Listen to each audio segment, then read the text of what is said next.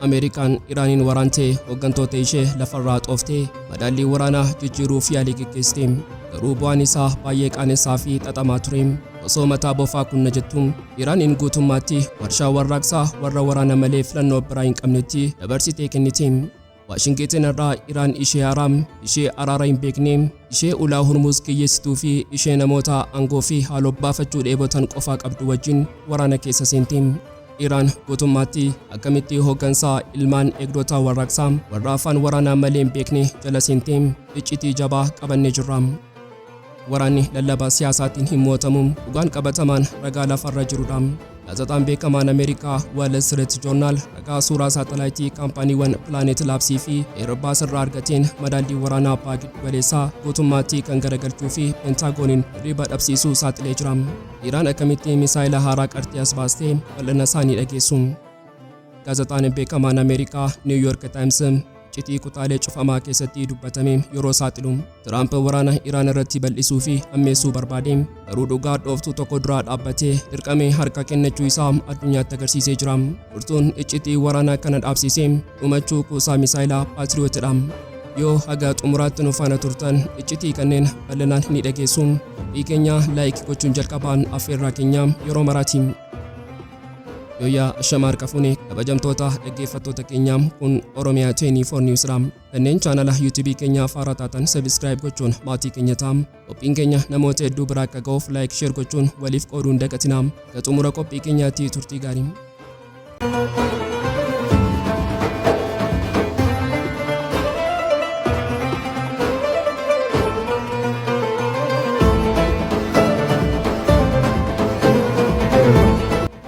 Osoo addunyaan dhu'iinsa waraanaa fi madaallii haaraa abbaa giddu-galeessaa ija dhiphinaatiin daawwattu ragaan suukkanneessaan minjaala Pentiigoonii fi Tel Aviv guutummaatti garagalche tokko ifa ba'ee jira.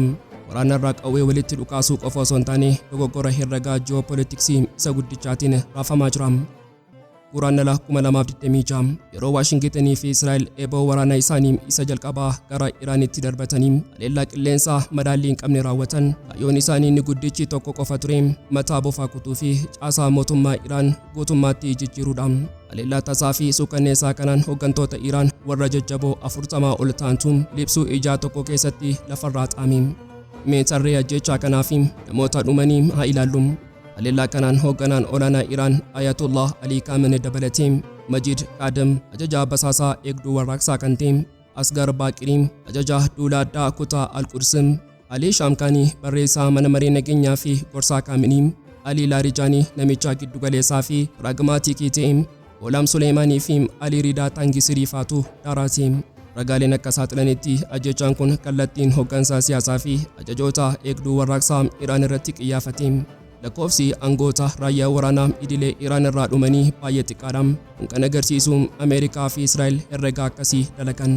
Yoo namoota ijoo mata jabeeyyii fi rakkoo nuti uuman kana dhabamsiifne sirni Iraan guutummaatti ni jigaa yookaan ammoo namni laafaan inni minjaala mariirra taa'ee harka kennatu dhufee biyya bulcha. Garuu Waashingten gowwoomsaa seena qabeessa keessaa seentee turte. Yeroo dho'iinsa kanaan booda maraatummaan Iraan ni dhaabbata jedhanii eeganii bu'aan isaa garuu faallaa abjuu Ameerikaatiin goolabame. Iraan isheen madoofteetti jedhamtee waraana qilleensaa fi galaana abbaa giddu-galeessaa keessatti baatilee hedduuf gaggeeffameen booda Paakistaaniin gidduu galchitee waraqaa marii qabattee dhiyaatte. Ameerikaan nageenyatti dhufe jechuun yeroo gammaddu Iraan garuu yeroo kana fayyadamtee rukuttaa itti aanuuf hafuura fudhattee ulaa Hormuzii fi dirooniiwwan ishee qindeessaa turte. Iraan minjaala mariirraa kan teesseef nagaa buusuuf osoo hin taane waraana kana tooftaan hoogganuuf ture. Maaliif yoo jenne dhugaan dhooftuun tokko ni jira. Haleellaan Ameerikaa kun Iraaniin guutummaatti akkuma jirtutti harka eegduu warraaqsa Islaamaa Iraan warra finxaaleeyyii warra dhiigaaf dheebotanitti dabarsee kenne. Mee uffata golgaa kanaa saaqnee hooggantoota haaraa dho'iinsaa kana booda aangootti dhufan haa xiinxallu. Namoonni haaraan kun eenyu fa'i? Inni jalqabaa fi inni guddichi ajajaa eegduu warraaqsaa isa Aram Ahmad Waahidiidha. Waahidiin nama idilee miti. Inni hooggansa Iraan keessatti nama hiddaa gadi faggeeffatee jirudha. Bara 1979 irraa eegalee eegduu warraaqsaa Islaamaa Iraan keessatti kan tajaajile ajajaa Faayilaq Al-Quds isa jalqabaa fi nama basaasaa waraanaa ijaareedha. akkasumas tajaajila siviilii keessatti ministeera dhimma keessaa fi ministeera ittisaa ta'ee hojjetee jira. Miidiyaaleen dhiyaa Har'a namicha kanaa hoogganaa Iraan isa dhugaa jedhanii waamu. Inni jecha tokkoon kuusaa Misaa'elaa fi diroonii Iraan guutummaatti sochoosuu nama danda'udha. Wanti hunda caalaa Pentiigoon irraa garuu waayidiin sirna dhaalmaa ajajaa addaa kan yeroo ajajaan tokko ajjeefame ajajaan biraa battalatti bakka bu'ee waraana itti ufuuf dandeessisu mooraa hunda keessatti ijaaruu isaati.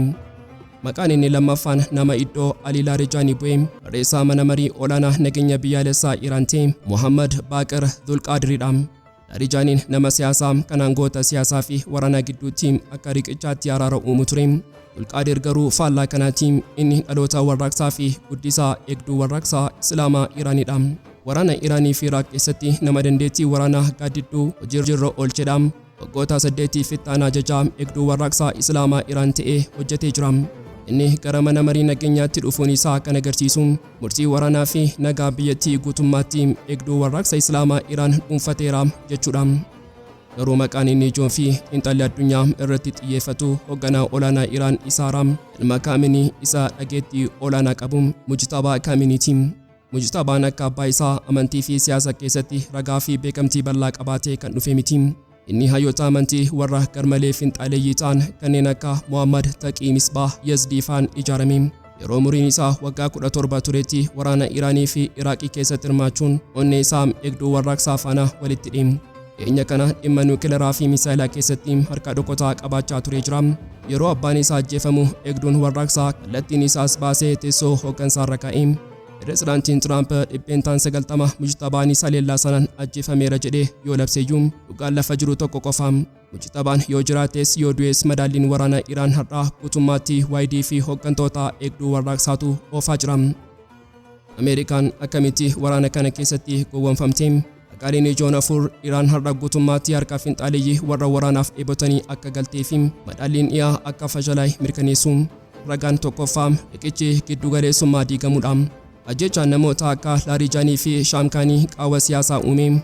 Hawwa kana immoo eegduun warraaqsa Islaamaa Iraan dhuunfatee waldhabdee siyaasaa keessoo dhabamsiisuun murtii waraanaa isaanii qinxeessee jira.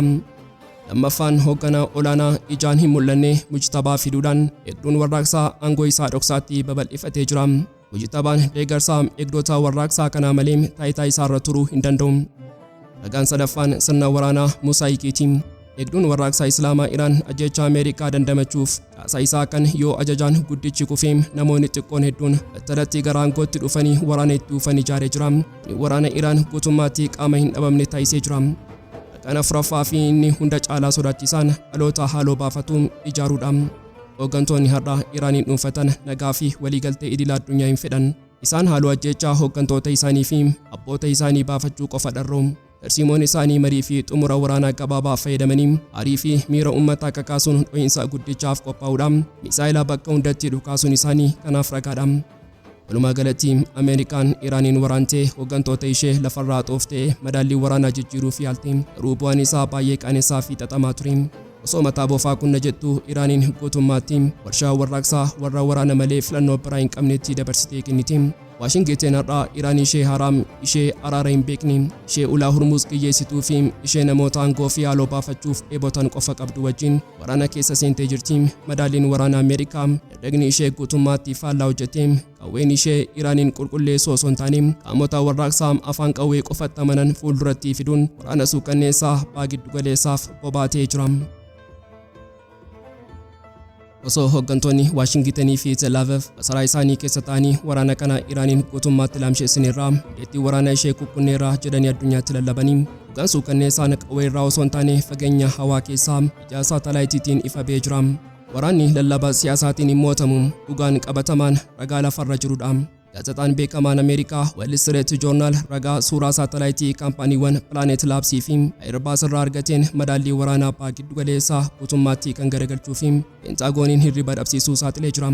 Kanaan dura Ameerikaa fi Israa'el haleellaa qilleensaa sanaan kuusaa Misaa'elaa Iraan buufataalee galaanaa fi xiyyaara ishee daaraa gooneerra. Sirni waraana Iraan guutummaatti du'eera jedhanii ifatti mirkaneessanii turan. Garuu saatalaayitoonni qilleensarraa lafa yeroo daawwatan fakkii faallaa kanaa fidan. Iraan bofa mataan kutamee miti isheen humna waraanaa ishee bayyanattee bifa haaraan dagaagdee jirti. suuraawwan saatalaayitii kun hojii suphaa fi ijaarsa haalaan saffisaa ta'e kan sammuu injineerota dhiyaa bitaa galchee agarsiisu. Fakkeenyaaf uffata waraanaa xaxamaa gaarreen keessa jiran kanneen akka kaangavaarii fi diiskuul fudhannu. Haleellaan qilleensa Ameerikaa afaan holqoota kanaa caccabsee cufee ture. Ruujoota yookaan torbanoota muraasa keessatti Iraan caccabaa dhagaa sanaa guuraa daandii haaraa baaftee gara kuusaa misaa'elota ishee warra lafa jalaatti deebitee seentee jirti. Misaa'elonni lafa jalaa sunis osoo hin tuqamin nagaan eegamaa jiru. Dhugaan kun gaarreen dhokotaa kana qofa keessatti nafni gara qarqara galaanaatti illee ce'ee jira. Galaana Kaspiyaan irratti buufanni doonii Baandar Anzaalii jedhamu inni eegduun warraaqsa Iraan itti fayyadamu suphaa fi ijaarsa saffisaa ajaa'ibaatiin deebi'ee dhaabbachaa jira. Kana qofas miti handhuura Teeraanitti dhiyoo wiirtuu Raajaashiimii kan kutaa misaa'ilaa ammayyaawaa oomishuun gamoon isaa deebi'ee bifa haaraan ijaaramaa jira. Kuni Pentaagoniif ergaa suukanneessaadha. Iraan sirna oomisha ishee yeroo gabaabaa keessatti bakka buufachuu fi warshaa ishee deebistee hojjechiisuu dandeessi. Aangoonni waraanaa Israa'el dhugaa kana yeroo argan guutummaatti dhiphina keessa seenanii jiru.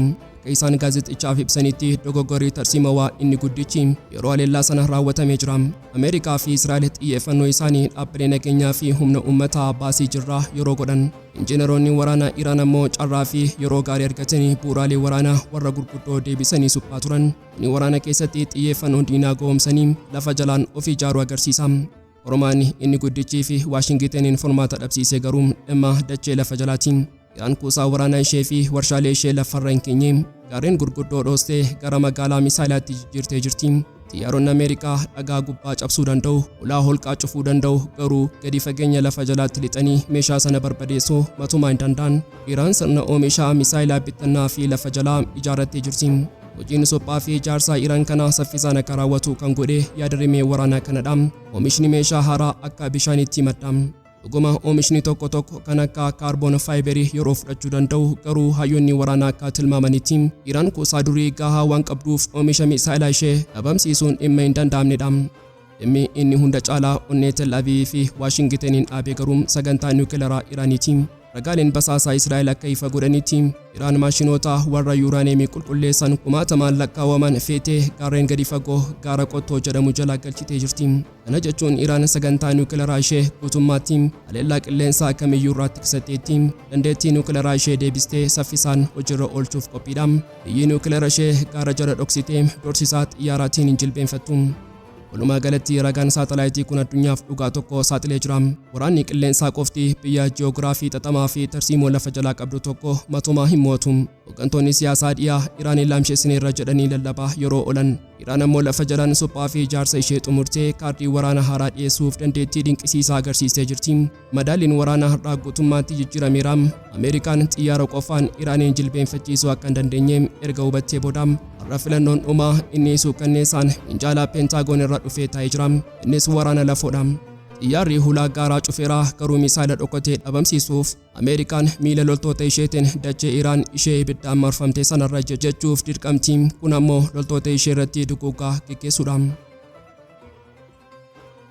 Osoo addunyaan ija shakkii fi dhiphinaatiin pireezidaantii Doonaald Tiraamp yoom ajaja waraanaa lafarraa xaa'u Iraan irratti labsa jechuun eegdu. Handhuura Pentiigoonii fi masaraa Waayit Haawus keessaa dhugaan suukanneessaan of tuulummaa Ameerikaa guutummaatti daaraa godhu tokko ifa ba'ee jira. Waraanni dhugaan abbaa giddu-galeessaa miira aarii fi haasaa waltajjii irraatiin osoo hin taane herrega loojiistikii fi baay'ina rasaasaatiin gaggeeffamaa jira. Gaazexaan beekamaan Ameerikaa New York Times iccitii kutaalee cufamaa keessatti dubbatame yeroo saaxilu Tiraamp waraana Iraan irratti bal'isuu fi ammeessuu barbaade garuu dhugaa dhooftuu tokko dura dhaabbatee dirqamee harka kennachuu isaa addunyaatti agarsiisee jira. Furtuun iccitii waraana kana dhaabsisee dhumachuu kuusaa misaa'ilaa Patriotidha. Mee dhugaa waraanaa fi madaallii ji'oopolitiksii kanaa gadi fageenyaan ilaallu. Ameerikaan addunyaa guutuu irratti buufataalee waraanaa ishee eeguuf sirna ittisaa qilleensaa isaa ammayyaawaa fi qaalii jedhamee beekamu Patriotitti fayyadamti.